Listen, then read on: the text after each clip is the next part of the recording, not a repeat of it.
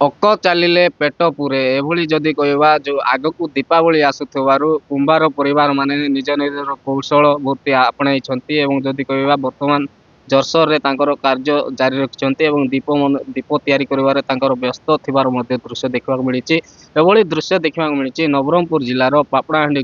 block ଟଣ୍ଡାଗୁଡ଼ା ଯୋଉ ଗାଁ ରହିଛି ସେ ଗାଁରେ ପ୍ରାୟ 150 ପରିବାର ବର୍ତ୍ତମାନ ଯଦି କହିବା ଦୀପ ବିଭିନ୍ନ ପ୍ରକାର କାରିଗର ବର୍ତ୍ତମାନ ସେମାନେ ଆପଣେଇକି ବର୍ତ୍ତମାନ ଦୀପାବଳି ପାଇଁ ପ୍ରସ୍ତୁତ କରୁଥିବାର ଚିତ୍ର ଦେଖିବାକୁ ମିଳିଛି ଏବଂ ଯଦି କହିବି ମୁଁ କ୍ୟାମେରା ପର୍ସନକୁ କହିବି ସେ ଚିତ୍ର ମଧ୍ୟ ଦେଖେଇବେ ଯେ କୋଉ ଭଳି ଭାବରେ କୁମ୍ଭାର ମାନେ ତାଙ୍କର ଯୋଉ ଜୀବିକା ରହିଛି ଯୋଉଭଳି ଭାବରେ ପେଟ ପାସଣା ପାଇଁ ସେମାନେ ତାଙ୍କର କୌଶଳକୁ ଆପଣେଇଛନ୍ତି ଏବଂ ଦେଖିପାରୁଥିବେ ସିଧାସଳଖ ଦୃଶ୍ୟ ଯେ ଯୋଉ ତାଙ୍କର ପରିବାରର ଯଦି କହିବା ଛୋଟରୁ ବଡ଼ ସମସ୍ତେ ବର୍ତ୍ତମାନ ଯଦି କହିବା ସେମାନେ ଏଇ କାର୍ଯ୍ୟରେ ବର୍ତ୍ତମାନ ଲିପ୍ତ ଅଛନ୍ତି ଏବଂ ଆଗକୁ ଦୀପାବଳି ଆସୁଥିବାରୁ ସେମାନେ ବର୍ତ୍ତମାନ ଜୋରସୋରରେ କାମ ଆଗଉଥିବାର ବର୍ତ୍ତମାନ ଚିତ୍ର ଦେଖିବାକୁ ମିଳୁଛି ଏବଂ ଯୋଉଭଳି ଭାବରେ ତାଙ୍କର ଯୋଉ ରହିଛି ଅକ ଚାଲିଲେ ପେଟ ପୁରେ ବୋଲିକି ଯୋଉ ରହିଛି ନିହାତି ଭାବରେ ତାହା ବର୍ତ୍ତମାନ ପ୍ରମାଣିତ ହେଇଛି ନବରଙ୍ଗପୁର ଜିଲ୍ଲାର ଯୋଉ ଟଣ୍ଡାଗୁଡ଼ା ଗାଁ ରହିଛି ସେଇ ଗାଁରେ ବର୍ତ୍ତମାନ ଜୋରସୋରରେ କାମ ଚାଲୁଥିବାର ଦୃଶ୍ୟ ଦେଖିବାକୁ ମିଳୁଛି ଏବଂ ଅଖ ଚାଲିଲେ ପେଟ ପୁରେ ବୋଲି ଯାହା କଥାରେ ରହିଛି ତାହା ବର୍ତ୍ତମାନ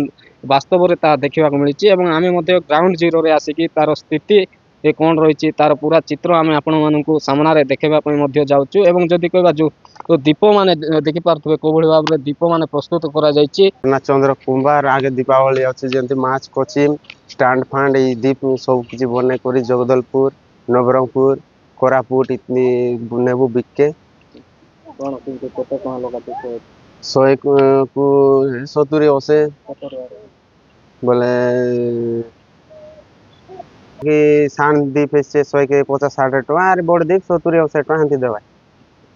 ନାଇଁ ଟି ଗାଁରେ ଚାଷ ବାସ ସେମିତି ଦେଖି କରି କେତେ ବର୍ଷ ହେଲା କେମିତି ଏଟା ତ ଚାଷ ବାସ କରବାଟା ତ ଜନ୍ମ ଆଗଲେ ଚାଲଲା ସେ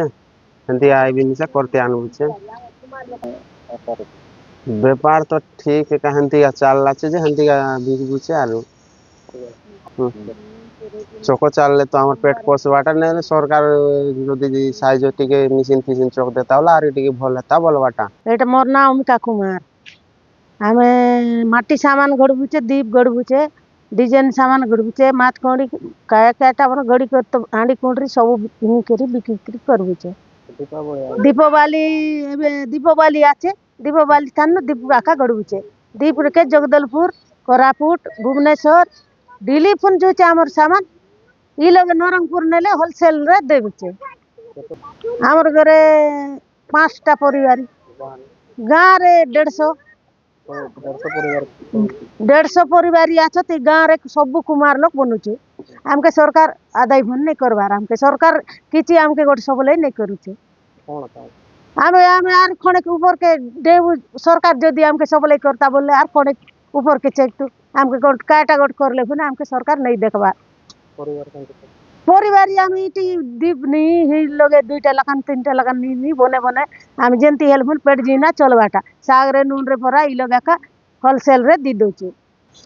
10 ଟଙ୍କାରୁ ଆରମ୍ଭ କରି 100 120 200 ଏଭଳି ବିଭିନ୍ନ ପ୍ରକାର ତାଙ୍କର ଯୋଉ ଟଙ୍କା ରହିଛି ସେମାନେ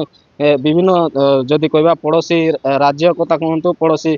ଜିଲ୍ଲା କଥା କୁହନ୍ତୁ ସେମାନେ ଯୋଉ ରହିଛି କଳାହାଣ୍ଡି ଭୁବନେଶ୍ୱର ଦିଲ୍ଲୀ ଏବଂ ପଡ଼ୋଶୀ ରାଜ୍ୟ ଯଦି କହିବା ଛତିଶଗଡ଼ ଆନ୍ଧ୍ରପ୍ରଦେଶ ଏଇ ଜାଗାରେ ମାନେ ନେଇକି ସେମାନେ ବିକ୍ରି କରିଥାନ୍ତି ଏବଂ ଯଦି କହିବା ମୁଁ ପୁରା ଚିତ୍ର ଦେଖାଇବା ପାଇଁ ଚାହିଁବି ସେ କ୍ୟାମେରା ପର୍ସନ ଚିତ୍ର ଦେଖାଉଛନ୍ତି ଯେ କୋଉଭଳି ଭାବରେ